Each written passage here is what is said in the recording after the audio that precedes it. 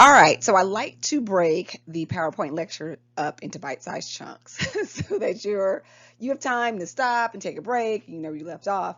So the first half of how it all began, we talked about the nature and purpose of dress, and we talked about some of the functions and the motivations for dress. And in this part, we're going to talk about the origins of dress. We're going to talk a little bit about draping and adornments, and we're going to talk about textile. So you are ready to move on to the next part of the lecture. So what are the origins, right? What are the origins of what we actually, put on our body, right? And if we're looking at the archaeological and historical record, humans most probably wore garments originally made from skins of animals. In the cradle of civilization, right? In the ancient world, fur was warm, so that wasn't necessarily a fabric of choice, but leather was something that was worn, and the first fabrics that were made were actually made of linen, of flax, in ancient Egypt, and we're going to talk about linen in just a second here. But those first garments were mostly made from skin until there was a method, right, to weave those fabrics that are made from plant material. That's what flax is. Flax is a plant material, right? And the oldest actual textile fiber that has been found was discovered in a cave in Georgia.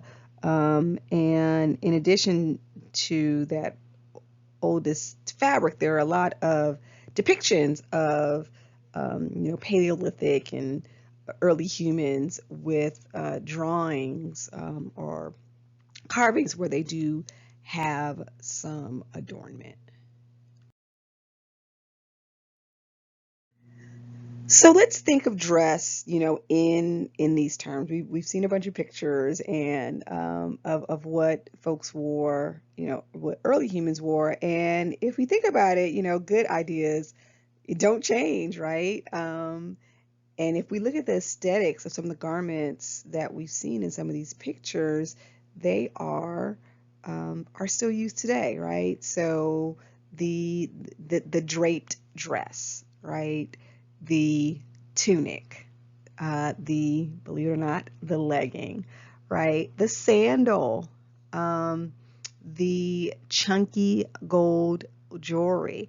This is essentially the same aesthetic that has been in use since humans start adorning themselves, right? Leather and fur are considered, two of the most luxurious items, and they're the first things that human beings wore when they began, using dress and fashion for those things that we talked about, right? For protection, for modesty, for decoration, and for status. So we've been mostly talking about clothing, about items of clothing, but fashion just isn't the fabric and the clothing and how we put it on. There's some things that go along with clothing that again are not new. They have been around since the ancient times, and some of those things include footwear. There are many historians that believe footwear actually has been around longer as long as actually longer than clothing, because the protection of the feet in many cases, especially in the ancient world, was more important than protection of the body. And in addition to footwear, beading, right? Beading and making your garment different and special, right? Jewelry, using, brass and copper and gold and silver to adorn yourself, right?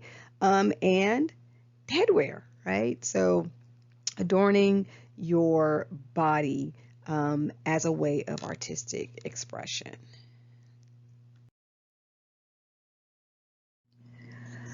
Stylized depictions of humans have been found in sculpture. So you're going to see a bunch of pictures pop up here. Sculpture and statuettes, and figures made out of bone and horn or antler.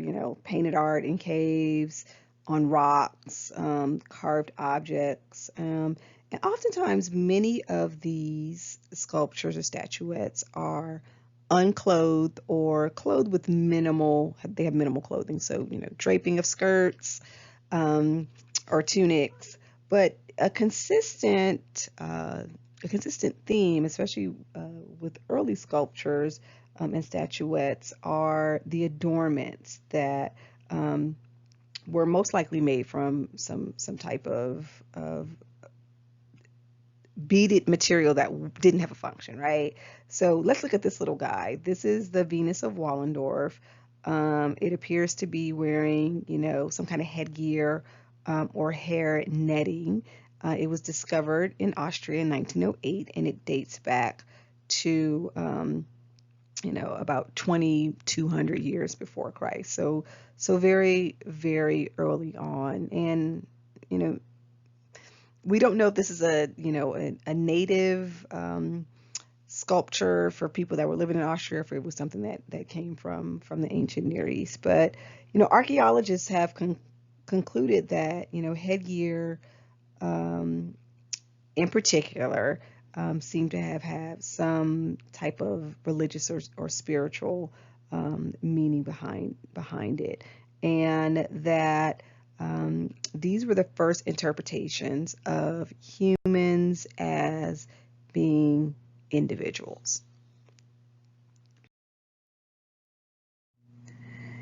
In a archaeological and historical context too, there is evidence that textile weaving began very early on, and textile imprints have been found on garments, on on clay fabrics, and those, the weaving of fabric was one of the earliest human inventions. Tools, fabrics, right? The weaving of fabrics. And we're going to talk just a second. We're going to talk about linen as one of the first fabrics that was ever used for clothing, but also, the tools that they used to put garments together. So needles were found as well. So the oldest, fabric are actually flax derived fabrics, which are linen, which we'll talk about on the next slide.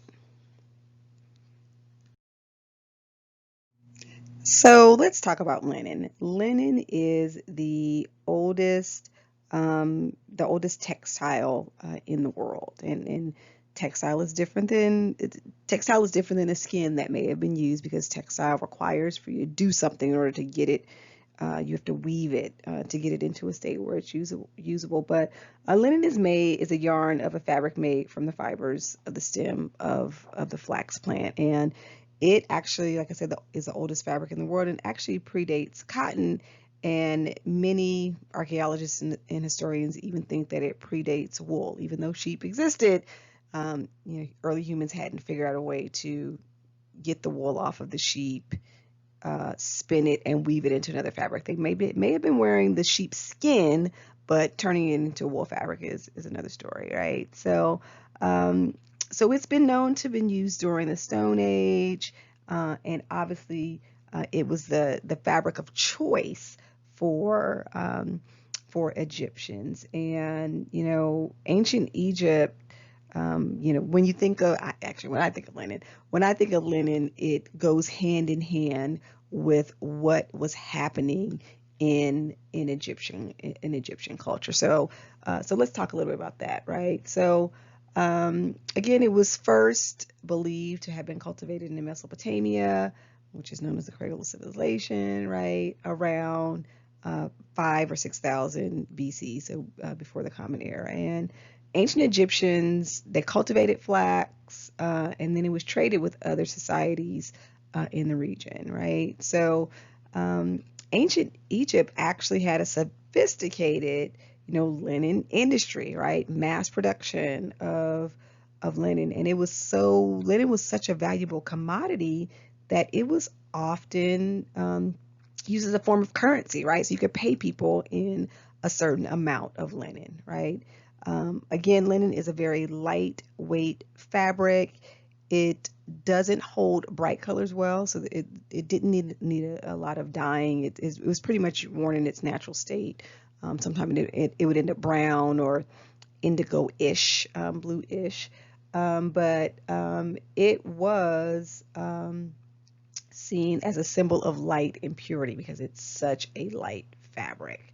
And more importantly, in Egyptian culture, it was seen as a display of wealth in the afterlife, right? So when you look at depictions of mummies or ancient or of Egyptian, kings and queens, you see them in a shroud of linen, right? The wrappings that they're used is linen, and for mummies, right, for a shroud of a pharaoh, sometimes it had over a half a mile of linen in it. I mean, that's amazing, half a mile of linen, right?